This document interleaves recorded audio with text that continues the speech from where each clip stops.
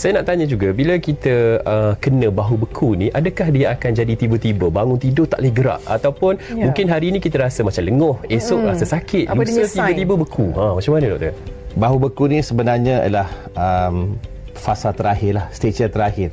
Sebelum bahu beku tu dia akan ada kekangan. Maksudnya dia nak angkat sikit tu, ujung-ujung dia akan rasa sakit. So yang itu adalah simptom-simptom awal. Jadi kita kena siasat.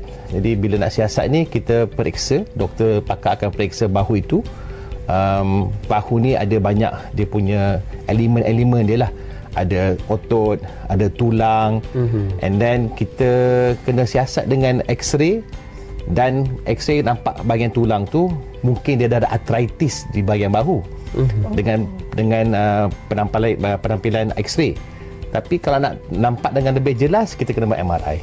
Jadi bila buat MRI tu, kita akan nampak otot dan juga kapsul itu. Bila kita nampak kapsul itu radang dan ketat, dan memang kita tahulah betul keadaan yang ada tu.